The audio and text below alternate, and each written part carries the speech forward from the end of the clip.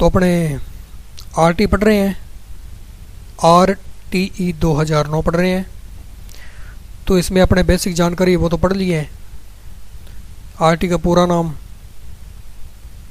नाम हो गया, कब लागू हुआ, इसकी संवैधानिक प्रक्रिया कैसे बना, ये सब बातें हो गई थी। तो इसमें आज पढ़ेंगे अपने इसमें कितनी धाराएं हैं,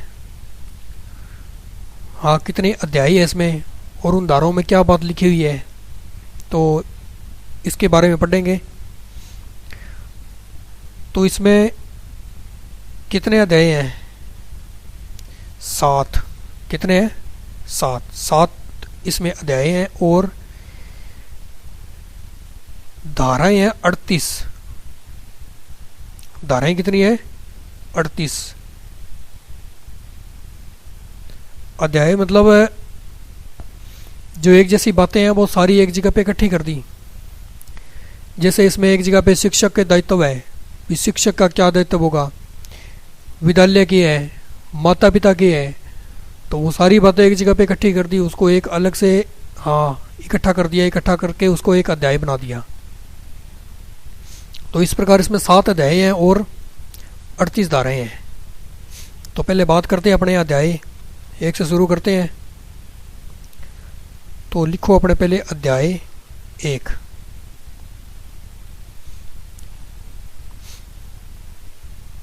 इसमें 2 धाराएं हैं,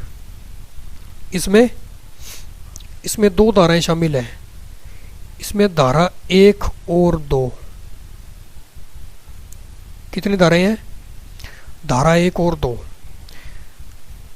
तो धारा 1 में क्या लिखा हुआ है? धारा 1 में है, देखो इसका एक तो नाम दिया हुआ है और दूसरी बात इसमें है विस्तार। क्या दिया हुआ है? एक तो इसका नाम दिया हुआ है, हाँ ये जो एक्ट है, अधिनियम है, इसका नाम क्या है, और दूसरा इसका विस्तार कहाँ कहाँ पर हुआ था। हाँ बात कर चुके हैं ना अपने, ये पूरे भारत में हुआ था जम्मू कश्मीर को छोड़कर। तो नाम लिखो पूरा इसका, निःशुल्क एवं अनिवार्य है, निःशुल्क एवं अनिवार्य है बाल शिक्षा का अधिकार अधिनियम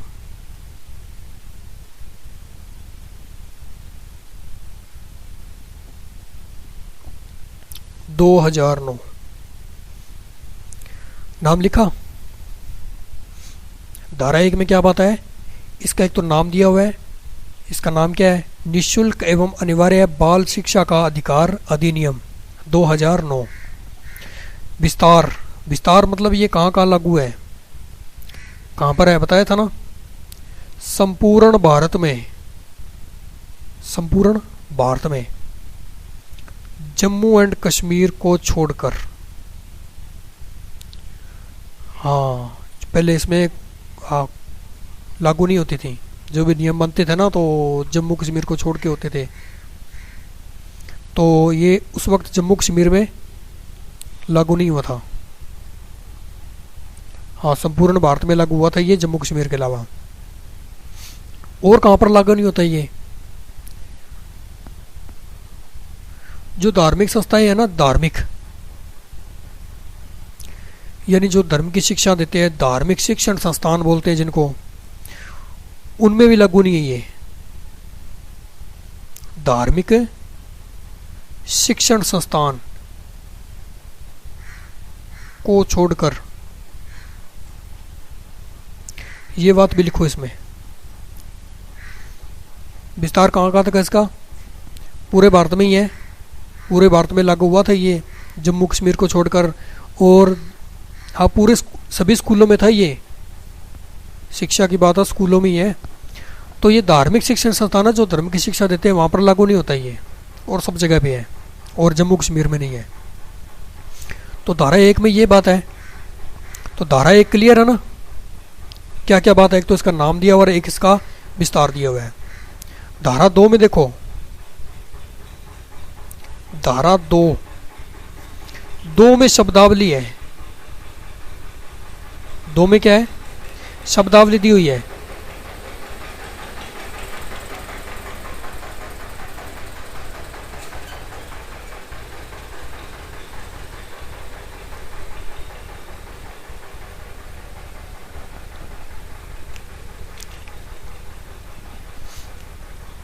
धारा दो में क्या लिखा हुआ है, शब्दावली।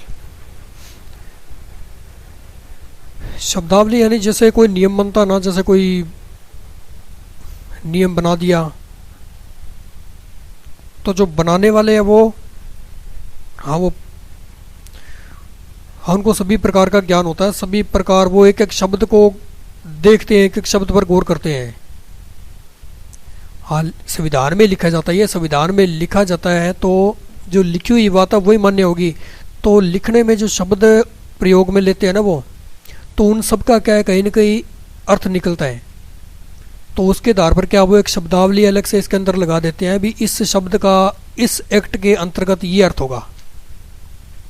जैसे देखो, जैसे बालक है, जैसे बालक, इसमें बार बार आएगा शब्द बालक, समझते हो ना, बालक बालक बालक ही है। तो क्या इस एक्ट के अंदर, इस अधिनियम के अंदर क्या बालक का अर्थ बालक, सिर्फ बालक है? इसमें छात्र भी हैं और छात्राएं भी है, लड़का और लड़की दोनों ही है इसमें। और फिर बालक पढ़े हैं ना अपने, 6 से 14 वर्ष की हैं, तो ये 6 से 14 वर्ष के जो बालक हैं वो सारे के सारे इसमें शामिल है, यानी इस बालक में शामिल होंगे। जो बालक शब्द है यहाँ पर, बालक शब्द का अर्थ क्या हुआ, छात्र भी है और छात्राएं भी है, हाँ, जिनकी आयु 6 से 14 वर्ष की है।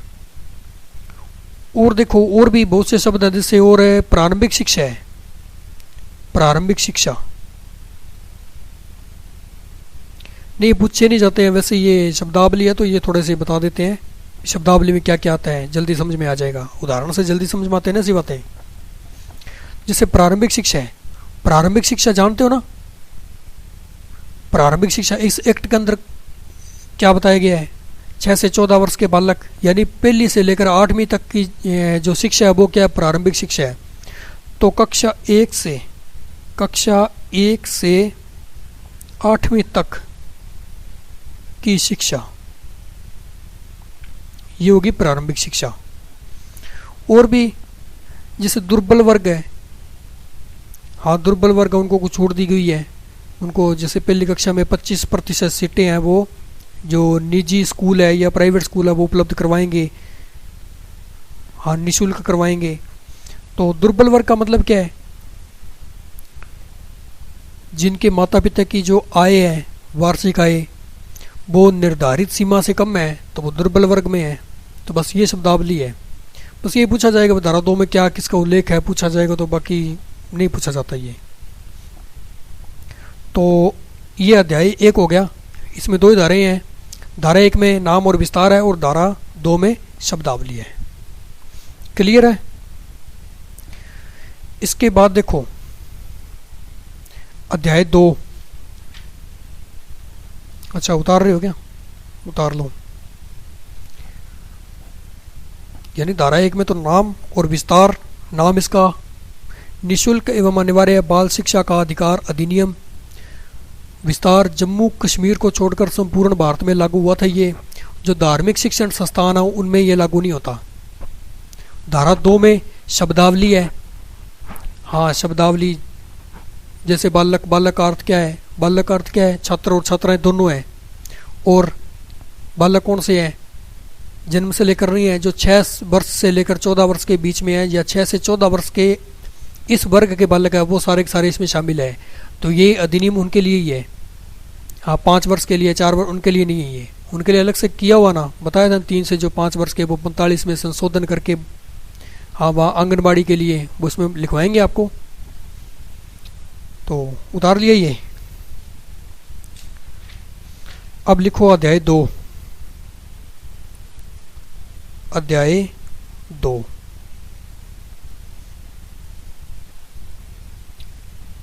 इसमें उल्लेख दिया हुआ है विस्तार से, छोटी छोटी बातें हैं, 3 धाराएं शामिल है इसमें। 3 से 5 कितनी है? 3 से 5 धाराएं इसमें शामिल है। तो धारा 3 में देखो क्या, धारा 3 लगाओ पहले। धारा 3 में बालक के अधिकार दिए हुए हैं। क्या दिए हुए हैं? बालक के अधिकार, या बालक का अधिकार होगा कि वह निःशुल्क शिक्षा ग्रहण करे। ये बालक का अधिकार है कि उसको शिक्षा निःशुल्क मिलनी चाहिए, फ्री में मिलनी चाहिए, वो ग्रहण कर सकता है। धारा 4 में क्या बात है? बस छोटी छोटी बातें हैं, ये जो मुख्य होगी वो बात बता देंगे आपको। धारा 4 में क्या देखो,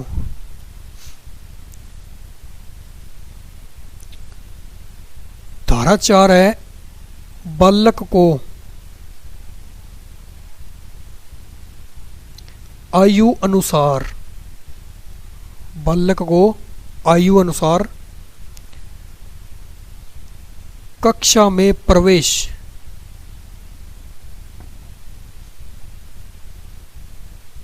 बालक को आयु अनुसार कक्षा में प्रवेश। ये क्या है देखो, आयु, आयु वर्ग है ना इसमें, कितना आयु वर्ग? आयु वर्ग 6 से 14 वर्ष, यानी आरटी जहां पर नाम आ गया तो बालक 6 से 14 वर्ष की है सारे। धारा 4 क्या कहती है? बालक को आयु के अनुसार क्या होना चाहिए? कक्षा में प्रवेश दिया जाएगा। जैसे बालक 6 वर्ष का है तो उसको स्कूल में प्रवेश दिलाने जाएंगे तो उसको पहली कक्षा में बिठाएंगे। किस में बिठाएंगे? पहली कक्षा में। 7 वर्ष का है, पहली बार स्कूल में जा रहे हैं तो पहली में बिठाएंगे? नहीं बिठाएंगे, उसको दूसरी में बिठाएंगे। ये कहती है धारा 4। अगर बालक कभी स्कूल गया ही नहीं है, उसका कहीं पर नाम लिखा ही नहीं है, कभी नहीं गया वो, और वो हो गया 11 वर्ष का, कितना हो गया? 11 वर्ष का, फिर उसको कौन सी कक्षा में बिठाएंगे? पहली में तो बिठाएंगे नहीं। ये देखो क्या लिखा हुआ, क्या है इसमें? देखो, बालक को आयु अनुसार कक्षा में प्रवेश। अब देखो समझो, जो प्रारंभिक शिक्षा है इसकी तो बात है इसमें। किसकी बात है? प्रारंभिक शिक्षा कक्षा 1 से 8 तक है। अगर 6 वर्ष का है तो वो कक्षा 1 में बैठेगा, अगर 7 का है तो 2 में बैठेगा, अगर 8 का है तो 3 में बैठेगा। वो मतलब नहीं है भी पहले वो स्कूल में गया या नहीं गया, इस बात से कोई फर्क नहीं पड़ता। वो पहले कुछ, भले उसको कुछ भी नहीं आता है, कुछ आता है नहीं आता, कोई मतलब नहीं है। बस उसकी आयु अगर 8 वर्ष की होगी है तो वो कक्षा 3 का हकदार है। वो किस में बैठेगा? कक्षा 3 में बैठेगा। हाँ, पहले होते थे ना, जैसे कक्षा 1 में नाम लिखा दिया, बाद में गए नहीं, नाम कट गया, नाम कट गया, उसके बाद में पूरे साल नाम नहीं लिखा जाता था, फिर अगले साल नाम लिखाते, फिर एक साल खराब हो गया, फिर वो 7 वर्ष का हो गया और बैठा किस में है? पहली कक्षा में।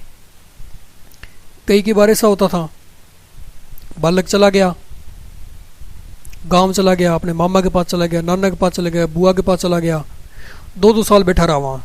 2 साल के बाद में 2 साल उसने वहाँ नाम लिखा दिया अपने बुआ के पास। अब 2 साल वहाँ पर गया तो 2 साल तो वहाँ पहली से लगेगा, वो पहली से लगा। 2 साल में मुश्किल से उसने कक्षा दूसरी तक कर ली, फिर वहाँ से अपने गाँव वापस आ गया, अपने गाँव वापस आ गया। अब जैसे ही अपने गाँव वापस आया तो वहाँ पर उसको तीसरे बिठाएंगे। पहले एटीसी वगैरह पता ही नहीं होता था, कटवानी है, क्या करना है, कुछ नहीं था, कभी काट के नहीं देते थे। हाँ, बोलते थे अपने यहीं पर लगाना है, पढ़ेगा तो यहीं पढ़ेगा, तो नहीं पढ़ेगा। कई बार लाल पेन से निशान लगा देते थे, नहीं कटेगा, कुछ नहीं होगा। तो 2 वर्ष जब वो किसी और जगह पे पढ़कर कितने साल का हो गया? वो 8 साल का हो गया। फिर वो अपने गांव वापस आ गया। अब वापस आएगा अपने गांव में, उसके पास कुछ भी नहीं है, तो उसको पहली में बैठाएंगे। अब पहली में बिठा दिया उसको, बैठा है, देख रहा है, सारे छोटे बालक है, खुद इतना बड़ा, खुद को शर्म आ रही है, बैठा है। क्या वो पढ़ पाएगा? नहीं पढ़ेगा ना। क्यों नहीं पढ़ेगा? क्योंकि उसके अंदर एक भावना पैदा हो जाएगी, मैं इतना बड़ा हूँ और छोटे छोटे बालक है, ये सारे पढ़ रहे हैं और मैं इतना बड़ा होकर भी नहीं पढ़ सकता, तो वो पहले से दब जाएगा। हाँ, तो उसको किस में बिठाएंगे? 8 हाँ, 8 वर्ष का बालक है तो उसको कक्षा 3 में प्रवेश दिया जाएगा। 5 वर्ष का अपने 11 वर्ष का बालक है तो उसको कक्षा 5 में प्रवेश दिया जाएगा। ये कहती है धारा 4। क्लियर है? अब लिखो धारा 5। लिखो धारा 5। धारा 5 में क्या बात है? धारा 5 में आप बालक को स्थानांतरण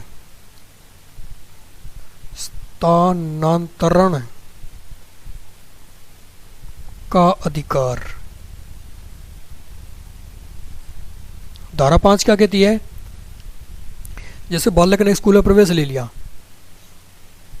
पढ़ा, महीना पढ़ा, 2 महीने पढ़ा, बोलता है मेरा स्कूल में मन नहीं लगता, मेरे को यहाँ पर पढ़ना ही नहीं है, या कोई और कारण हो गया, जैसे उसके माता पिता की जो ट्रांसफ़र हो गया, किसी और गांव में हो गया, और शहर में हो गया, तो बालक का अधिकार है कि उसको स्थानांतरण प्रमाण पत्र या उसको टीसी दी जाएगी, चाहे बीच में है वो, यानी सेशन के बीच में, तो भी क्या उसका अधिकार होगा कि वो स्कूल को छोड़ सकता है और दूसरे स्कूल में प्रवेश ले सकता है। ये कहती है धारा 5, यानी बालक को एक विद्यालय से दूसरे विद्यालय में स्थानांतरण का अधिकार रहेगा। धारा 6 लिखो। 3 और 4, 5 क्लियर है ना? 3 में बालक का अधिकार है कि उसको निःशुल्क शिक्षा मिलनी चाहिए। 4 में आयु के अनुसार कक्षा में प्रवेश है। 5 में स्थानांतरण का अधिकार है बालक को, वे एक विद्यालय से दूसरे विद्यालय में प्रवेश ले सकता है, सेशन के बीच में है चाहे या सेशन के समाप्त होने पर कभी भी। धारा 6 में क्या है? धारा 6 में विद्यालय की स्थापना है। धारा 6 में विद्यालय की स्थापना, विद्यालय की स्थापना कौन करेगी? समूची सरकार करेगी। अब बात ये आई भी विद्यालय की स्थापना कहाँ कहाँ पर होगी, कैसे होगी? ये देखो, 1 से 5वीं तक का जो छोटे बालक है, जो छोटे बालक हैं, उनके स्कूल कम से कम 1 किलोमीटर के दायरे में होंगे। कहाँ पर होंगे? 1 किलोमीटर के दायरे में। छोटे बालक है, चला नहीं जाता, हाँ, तो सरकार ये व्यवस्था करेगी भी जो स्कूल है वो कहाँ पर होना चाहिए, जो छोटे बालक हैं उनके लिए कम से कम 1 किलोमीटर दूर होना चाहिए। ज़्यादा से ज़्यादा उनको सिर्फ 1 किलोमीटर ही चलना पड़े। ऐसे नहीं है पहले की तरह 10-10 किलोमीटर दूर है, बालक पहुँच ही नहीं पाता। और दूसरा, जो 6ठी से 8वीं है उनके लिए, जो 6ठी से 8वीं है उनके स्कूल होंगे 3 किलोमीटर के दायरे में।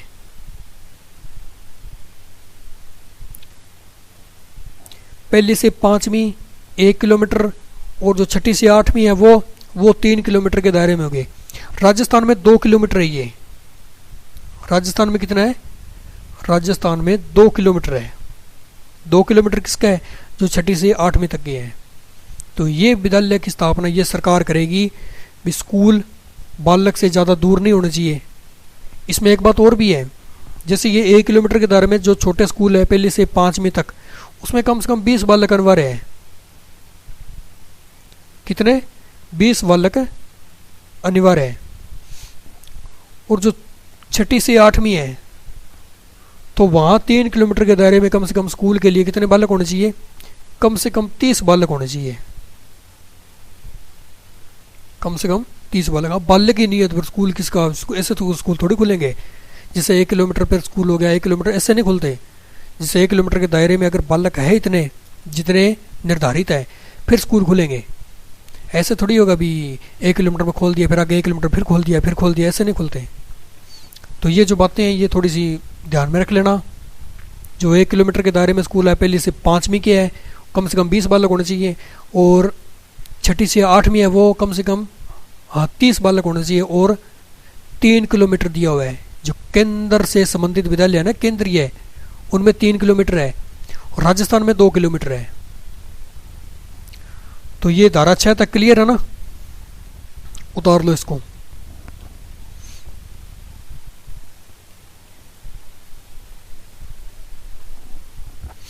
हाँ लिख लो इसको, उतारो। धारा 3 में निःशुल्क शिक्षा का अधिकार बालक का होगा। धारा 4 में आयु के अनुसार उसको कक्षा में प्रवेश दिया जाएगा। हाँ, जैसे पहली कक्षा में है तो उसकी आयु 6 वर्ष की होनी चाहिए। अगर 14 वर्ष का है तो हाँ उसको पहली कक्षा में नहीं बिठाया जाएगा, उसको 8वीं में बिठाया जाएगा। हाँ, शिक्षा अधिकारियों द्वारा, यानी जैसे कोई 14 वर्ष का बालक है 8वीं में बैठेगा तो उसको कुछ आता ही नहीं है, तो इसमें क्या एक बात और भी, इसमें 3 महीने का एक प्रशिक्षण दिया जाता है। जो बालक कुछ नहीं जानते ना उनको अलग से मिलता है। हाँ, तो ये बातें हैं, धारा 6 तक कर लो।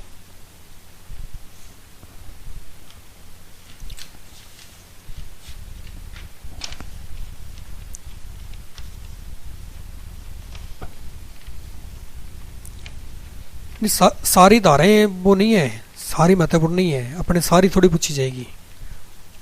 एक तो ये स्कूल वाली पूछी जाती है, स्कूल की दूरी है ये पूछी जाती है जो। हाँ, और दूसरा इसका नाम पता होना चाहिए अपने को, क्या नाम है। हाँ, ज़्यादातर ये जो विद्यालय की स्थापना है ये पूछे जाते हैं, जो आंकड़े हैं ना वो पूछे जाते हैं।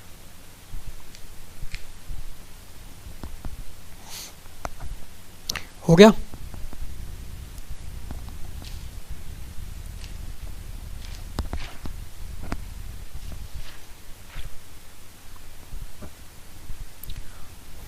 तो धारा 6 तक क्लियर है ना सबको।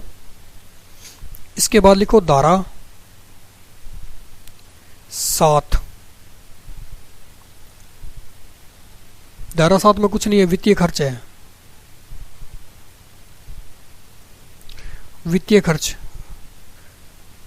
हाँ स्कूल खोले हैं, स्कूल में खर्चा तो लगेगा, उनको निःशुल्क शिक्षा देंगे, किताबें फ्री मिलती है, सब कुछ फ्री है ना, कुछ एक पैसा नहीं लगता, सब कुछ फ्री है, तो सरकार के पैसे तो लगते हैं ना।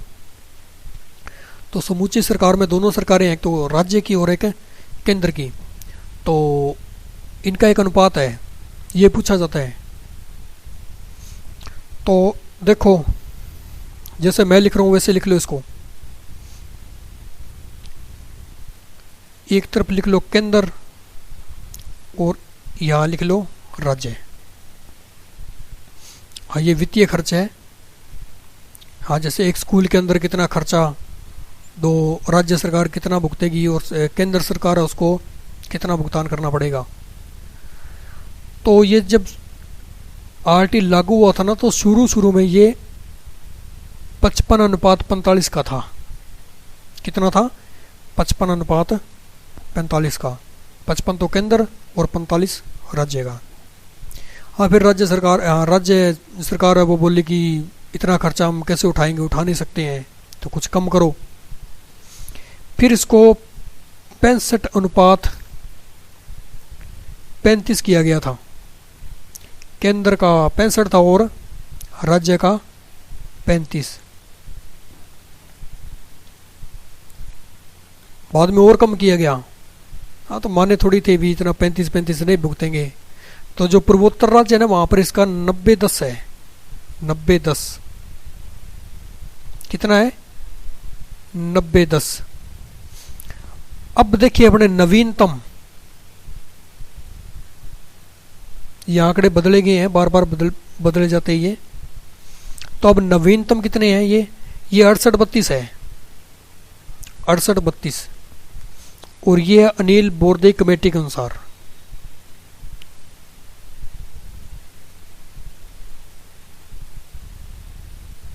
कितना है? 68-32। और एक समसा का और पूछा जाता है। समसा, समग्र शिक्षा अभियान।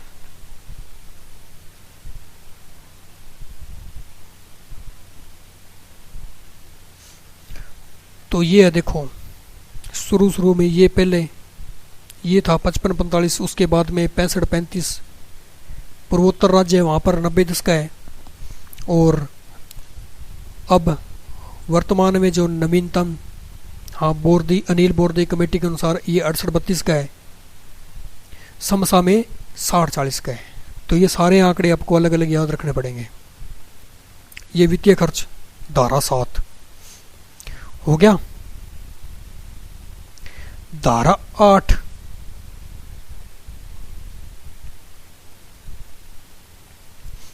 8 और 9 दोनों इकट्ठी कर लो। धारा 8 में तो है समुचित सरकार के दायित्व, समुचित सरकार के दायित्व है। और धारा 9 में स्थानीय प्राधिकार के दायित्व।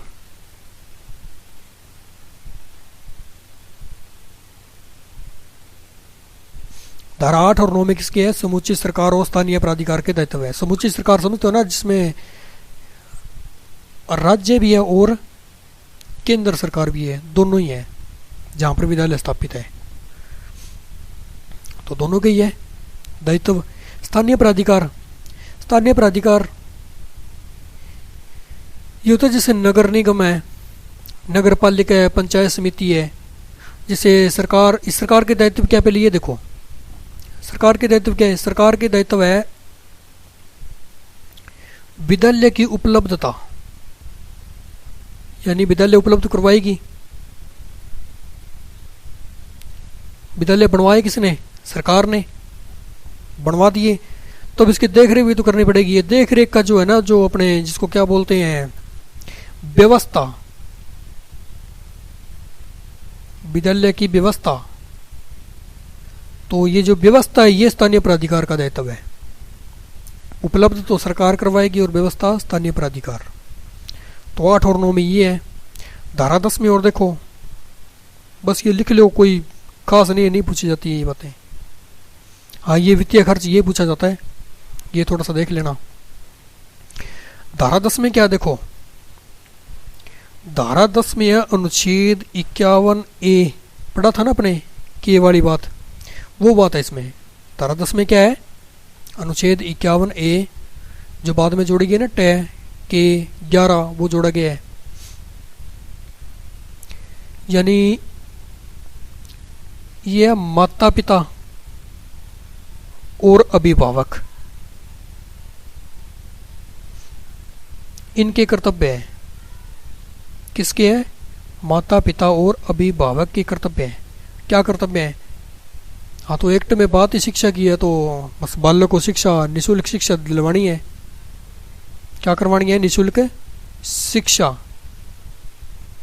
बालक को। धारा 7 में वित्तीय खर्च है केंद्र और राज्य का, और धारा 8 में समुचित सरकार के दायित्व है, और 9 में स्थानीय प्राधिकार के दायित्व है, और धारा 10 में अनुच्छेद 51A, हाँ के वाली बात है, जिसमें माता पिता के दायित्व, अभिभावक के दायित्व होंगे कि वो बच्चों को क्या करे, निःशुल्क शिक्षा उपलब्ध करवाई या निःशुल्क शिक्षा दिलवाई उनको। धारा 11 में देखो क्या है। धारा 11 अपने पढ़ा था ना, अनुच्छेद 45, जिसमें प्रारंभिक शिक्षा की बात थी। तो प्रारंभिक शिक्षा को तो आरटी के अंदर ले आई, जिसको 6 से 14 वर्ष के अपने कर दिए थे।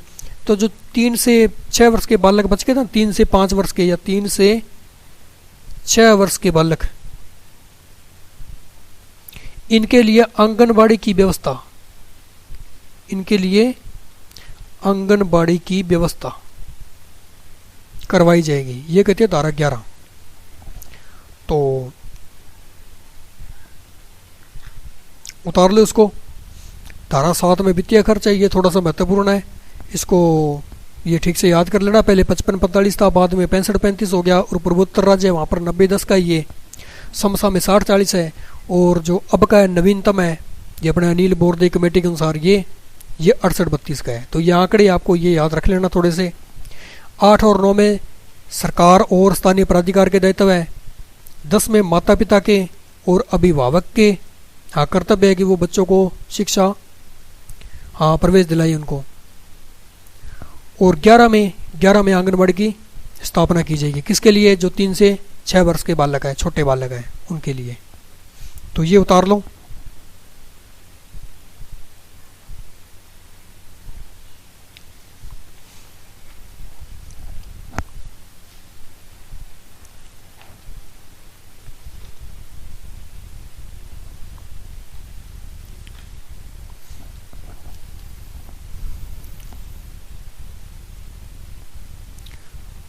हाँ उतार लो इसको।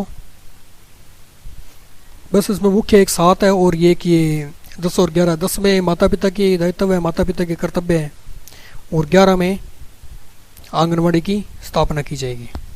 हो गया। तो यह अध्याय 3 पूरा हो गया।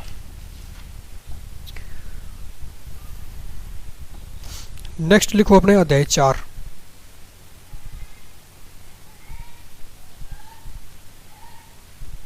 अध्याय 4 ये सबसे बड़ा है और सबसे महत्वपूर्ण है, क्योंकि लगभग सारी बातें इसी में ही हैं। और इसमें 12 से 28 तक की धाराएं शामिल हैं। कितनी है? 12 से 28 तक की धाराएं शामिल है इसमें। अध्याय 4 में कितनी है? 12 से लेकर 28 तक की धाराएं शामिल है। तो लिखो पहले धारा 12।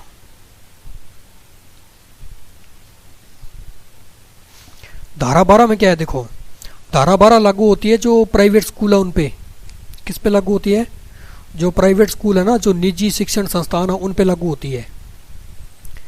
यानी वो क्या करेंगे, कक्षा 1 में जब प्रवेश दिया जाएगा तो उन प्राइवेट स्कूल में कक्षा 1 में जितनी कुल सीटें हैं, जैसे 100 बालक हैं, तो जो 100 बालक है उनमें 25% क्या है, वो बालकों को निःशुल्क शिक्षा देंगे। और 25% में कौन से शामिल होंगे? जो दुर्बल वर्ग है या जो असुविधाग्रस्त बालक है वो शामिल होंगे।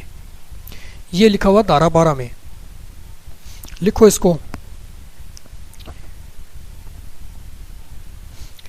यानी ये सभी निजी शिक्षण संस्थान पर हैं, सभी निजी शिक्षण संस्थान।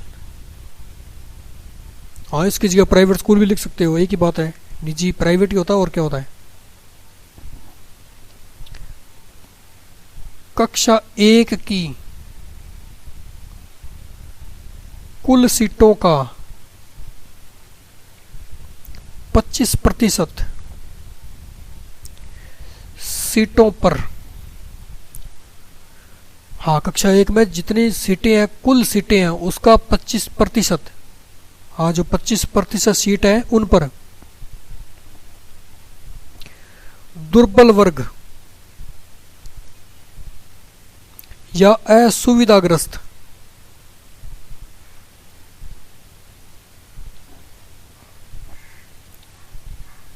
दुर्बल वर्ग या असुविधाग्रस्त बच्चों के प्रवेश की व्यवस्था करेगा।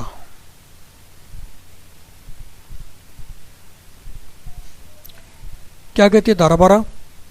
भी जितने भी प्राइवेट स्कूल है, जब वो कक्षा में अपने प्रथम कक्षा में जब प्रवेश देंगे वो, तो वो क्या करेंगे, उनकी जो कुल सीटें हैं उसका 25% उनके लिए रखेंगे। जो दुर्बल वर्ग है, जो बालक कमजोर है, गरीब है, हाँ, उनके लिए रखेंगे। वो उन 25% बालकों को निःशुल्क शिक्षा देंगे। उनसे कोई फीस नहीं ली जाएगी। क्या नहीं ली जाएगी? उनसे किसी प्रकार का कोई पैसा नहीं लिया जाएगा। तो ये धारा 12। 13 में क्या देखो, धारा 13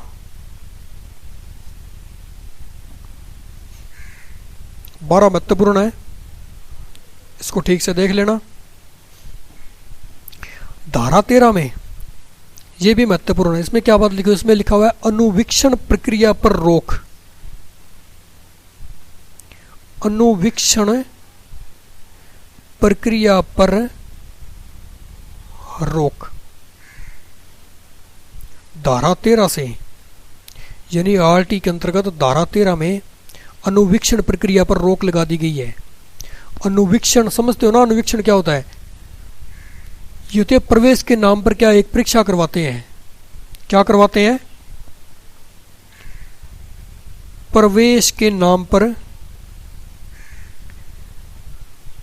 परीक्षा, ये एक प्रक्रिया ही है। जैसे बड़ी बड़ी जो संस्थान है ना वो करते ही हैं, प्राइवेट स्कूल है वो भी करते हैं। हाँ, एक बार उनका नाम चल गया तो फिर वो क्या करेंगे, फिर वो प्रवेश के नाम पर एक परीक्षा रखेंगे और उस परीक्षा की फीस रखेंगे। क्या रखेंगे? परीक्षा की फीस रखेंगे। जैसे वो क्या करेंगे, एक परीक्षा रखेंगे, इस परीक्षा में जो परीक्षा में मेरिट के आधार पर क्या करते हैं, उनका सिलेक्शन करते हैं, उनको एडमिशन देते हैं। जैसे परीक्षा है तो परीक्षा होगी एक, उसमें क्या उसकी फीस रखी जाएगी 1000 रुपये प्रति छात्र। 1000 रुपये जमा करवाओ, फिर वो एक परीक्षा करवाएंगे। जैसे मान के चलो ये छात्र कितने शामिल हो गए इसमें, 50,000 शामिल हो गए और इन्होंने 1000 रुपये दे दिए। कितने हो गए? किसके पास गया पैसा? ये उस संस्थान के पास गया, उस प्राइवेट स्कूल के पास गया, तो बस पूरे साल का उसके पास आ गया। सीटें उसने देनी है सिर्फ 1000 बालक या 1000 छात्र है। कितने हैं उसके पास? सीटें 1000 ही है। बाकी के जो 49,000 है, क्या इन्होंने फीस नहीं दी? क्या ये शिक्षा ग्रहण करेंगे? नहीं करेंगे ना, सीटें नहीं इनके पास, सीटें 1000 ही है। तो ये अनुवीक्षण प्रक्रिया है ये, यानी प्रवेश के नाम पर एक परीक्षा ली जाती है। इस परीक्षा में मेरिट के आधार पर क्या करेंगे, 1000 बालकों को प्रवेश दे देंगे, बाकी के बालक रह गए। उनसे पैसे वसूल कर लिए और 1 साल का कोटा पूरा हो गया। उन्हें कोई मतलब नहीं है क्या करना है क्या नहीं करना है। अब 1000 बालक है, जैसे जैसे तैसे करके बस साल निकल गया, अगले साल फिर वही प्रक्रिया। तो सबसे बड़ा धंधा ये कर रखा था। तो इस पर सबसे बड़ी बात आरटी में इस पर क्या कर दी, रोक लगा दी अनुवीक्षण प्रक्रिया में। उसमें एक जुर्माना भी है। देखो जैसे देखो ये कितने बन गए, 49,000 बालक है, 1000 को तो प्रवेश दे दिया और 1000 ये हो गया। कितना हो गया? तो इतने रुपए, क्या सोच के लग रहा ना कितने हैं? तो इतने रुपए उन्होंने सिर्फ एक परीक्षा में प्राप्त कर लिए, एक परीक्षा में कर लिए। क्या करेंगे सारे साल? कुछ नहीं करना, बैठे हैं आराम से खाएंगे। 1000 बालक है, टीचर रख लेंगे, पढ़ा लेंगे, क्या करना है। तो यही चलता और क्या चलता है। इस पर रोक लगा दी गई थी। अगर फिर भी कोई करता है, इसके बावजूद करता है, तो इसमें जुर्माना है। क्या इसमें जुर्माना? जुर्माना क्या? देखो अगर कोई पहली बार करता है तो 25,000 रुपये जुर्माना है। कितना है? 25,000।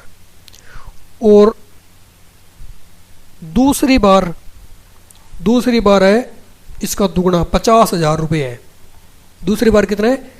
50,000। अगर फिर भी नहीं मानता, ढीठ है, नहीं मानता, पैसे चाहिए उनको, पैसों से मतलब और किसी से मतलब ही नहीं है, तो फिर क्या है, मान्यता रद्द हो जाएगी। मान्यता रद्द। यह तीसरी बार में, पहली बार में 25,000 रुपये जुर्माना है, दूसरी बार में 50,000 है और तीसरी बार में मान्यता रद्द हो जाएगी। और साथ में क्या होगा, जो कैपिटेशन फीस है, ये जो फीस है इसका 10 गुना, इसका 10 गुना सरकार को जमा करवाना पड़ेगा।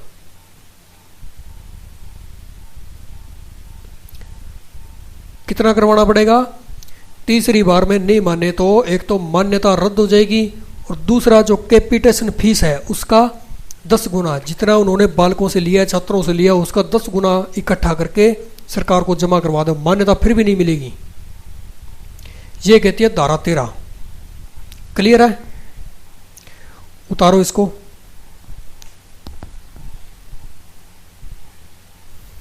हाँ उतार लो। धारा 12 और 13 दोनों महत्वपूर्ण है। 12 में क्या है? 12 में जो छोटे बालक है 6 से 14 वर्ष के वो शामिल है, सारे आरटी में सारे वही शामिल है। तो जो प्राइवेट स्कूल है ना उनके लिए है ये। सरकारी सरकारी में तो सारे फ्री है, सारे किसी का कुछ भी नहीं लगता, सबके सब क्या है, निःशुल्क है। लेकिन प्राइवेट स्कूल है ना वहाँ पर फीस लगती है, पैसे लगते हैं वहाँ पर। तो वहाँ पर है जो 25% सीटें है ना पहली कक्षा में प्राइवेट स्कूलों में, तो वो किसके लिए रखी जाएगी, जो दुर्बल वर्ग है, जो गरीब बच्चे हैं, जो असुविधाग्रस्त है, उनके लिए रखी जाएगी। यानी प्राइवेट स्कूल भी क्या उनको निःशुल्क की शिक्षा देगा। और धारा 13 में क्या अनुवीक्षण प्रक्रिया पर रोक लगाई है। तो क्लियर है, ये उतार लो।